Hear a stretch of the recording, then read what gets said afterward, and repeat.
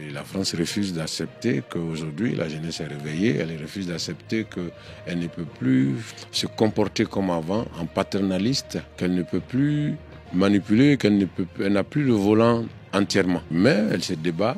Parce que Ousmane Sonko est populaire au Sénégal, mais je pense qu'il est très populaire aussi dans le reste de l'Afrique.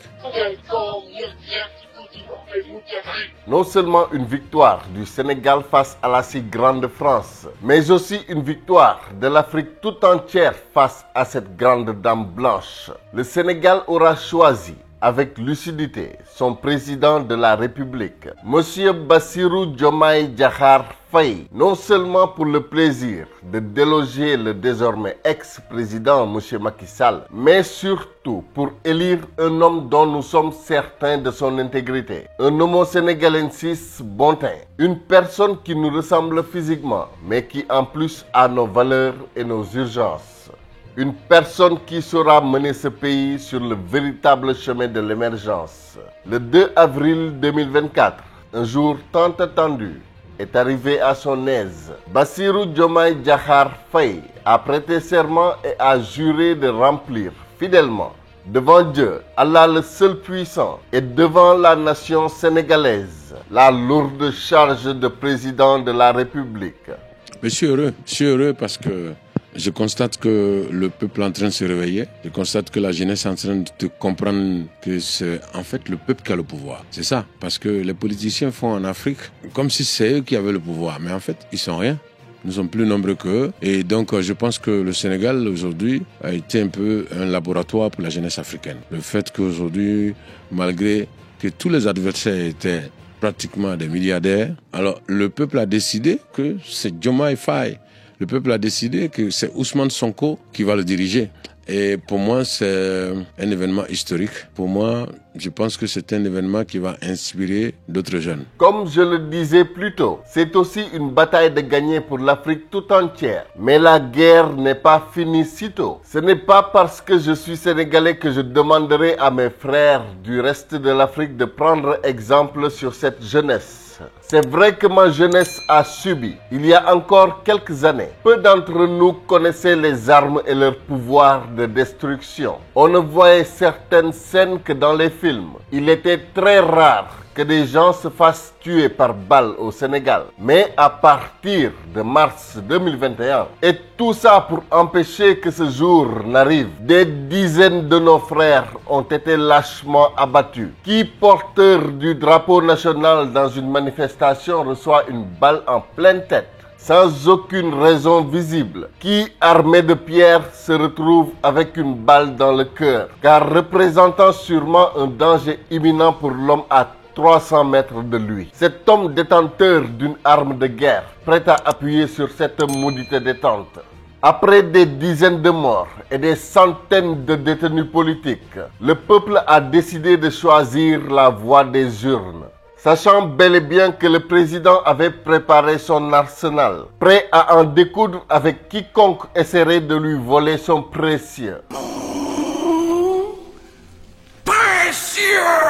Son précieux second quinquennat, troisième mandat, sans langue de bois. La force du Sénégal, c'est sa langue. Le fait que tout le monde pratiquement parle Wolof, en majorité en tout cas, une grande majorité, et c'est ça qui est super. Quand tout le monde parle la même langue, même s'il y a des injustices, quand on peut se comprendre, c'est très important. Et donc je pense que voilà, c'est l'avantage que des pays comme le Sénégal et le Mali ont, d'avoir une langue, et comparativement à la Côte d'Ivoire, où la langue nationale, c'est pratiquement le français. Et donc, ça fait qu'il y a plusieurs ethnies. Et donc, dès qu'il y a une ethnie qui va au pouvoir, ça devient des problèmes de clans, etc. Et je pense que c'est comme ça dans beaucoup de pays d'Afrique. Donc, pour répondre à votre question, même si j'ai été long, c'est un événement historique pour nous. C'est une révolution carrément. La communication, pouvoir se comprendre comme un seul peuple. Un peuple avec un but et une foi. Voilà ce qui sauve le Sénégal depuis. Oui, nous avons le Wolof en commun comme langue nationale. Et cette langue de Molière comme officielle. Celle que nous aurons apprise dans la douleur et la peur. Nous avons d'autres langues nationales, oui, mais partout au Sénégal se trouvent des wolophones. Voici pourquoi il a été si difficile aux conspirateurs et autres manipulateurs de diviser ce peuple. Des troubles religieux aux discours ethnicistes. Nous avons eu droit à toutes sortes de sataneries pour nous diviser et enfin mieux régner. Mais ça aura à chaque fois échoué. Et le peuple sénégalais aujourd'hui est bien plus uni qu'avant. La grande dame blanche comprend-elle enfin cette révolution africaine? Mais je pense que la France a compris. Elle a compris. Vous savez, pendant le divorce, il y a quelquefois un qui refuse d'accepter. Voilà. Et la France refuse d'accepter qu'aujourd'hui, la jeunesse est réveillée. Elle refuse d'accepter qu'elle ne peut plus se comporter comme avant, en paternaliste, qu'elle ne peut plus manipuler, qu'elle n'a plus le volant entièrement. Mais elle se débat et je pense qu'elle a compris. Elle a compris et je pense que voilà, au fur et à mesure qu'on avancera, elle comprendra. Vous savez ce qui se passe aujourd'hui au Mali, sans forcément dire que je soutiens ou quoi. Moi, je soutiens les actes, mais pas les hommes, parce que les hommes passent. Mais ce qui se passe au Mali, au Burkina, aujourd'hui au Niger, ça aurait été dans 15-20 ans en arrière, il y aurait eu déjà des coups d'État. On aurait mis des gens, voilà, qui vont se mettre au garde-boue. Et donc, tout ça, c'est la preuve que les choses sont en train de changer. Maintenant, comment mettre toutes ces forces ensemble? C'est le travail qui doit être fait. Et je pense qu'un civil anti-système arrivé au pouvoir au Sénégal peut éventuellement jouer ce rôle de rapprochement. Voilà, parce que Ousmane Sonko est populaire au Sénégal, mais je pense que il est très populaire aussi dans le reste de l'Afrique. Ousmane Sonko est très populaire au Sénégal et il rappelle à l'Afrique entière un certain Thomas Sankara du Burkina Faso qui aura véritablement inspiré cette révolution. C'est en écoutant ces discours que beaucoup de jeunes Sénégalais se sont rendus compte de leur besoin d'émancipation, ce besoin brûlant d'indépendance.